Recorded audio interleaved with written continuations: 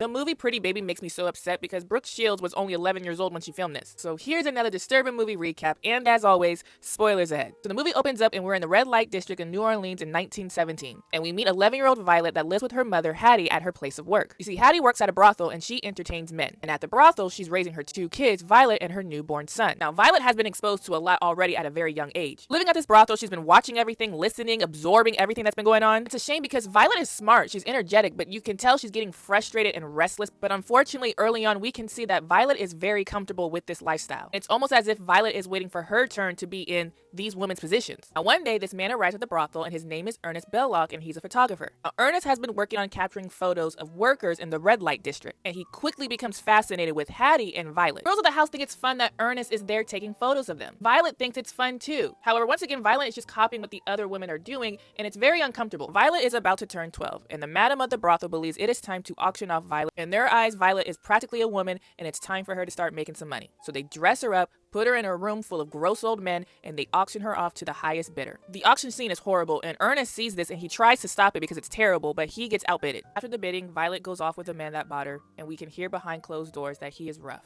Now, after this traumatic event, Violet learns that her mother is going to run off, marry a new man, and start a new life without her. However, she is taking her son with her. Hattie wants a better life for herself, and she believes Violet will be just okay because she has a job at the brothel. And Hattie tells her that she'll come back for her once she gets settled in, but for now, you need to take care of yourself. Violet doesn't cry. She accepts her fate, and she decides to go to Ernest's house. She brings all her things, and she goes, "Listen, can I live here? I'd be a great wife." Now, Ernest is shocked by all this, but he doesn't put his foot down. Like, Violet is in his bed. She's calling herself his wife. She's cooking for him. Like, she's really playing house. And at first, Ernest is like, "Oh no, please don't do that." But eventually, something forms between Ernest and Violet. And it doesn't help that Ernest has never stopped taking pictures of Violet. So very quickly, all of a sudden, Ernest becomes her father, husband, and protector. The issue is, Violet is a child, but she wants to be treated like an adult. And Ernest is not emotionally equipped for this. Ernest wants a muse. He wants a companion that won't leave him. When Violet acts out, it's too much for him. He doesn't know what to do. He shuts down. Eventually, these two get married. However, their relationship becomes even more toxic. Ernest becomes extremely jealous and possessive of Violet. Violet doesn't like Ernest's behavior, and she's acting out even more. She's breaking things, and she's telling him that she wants her freedom.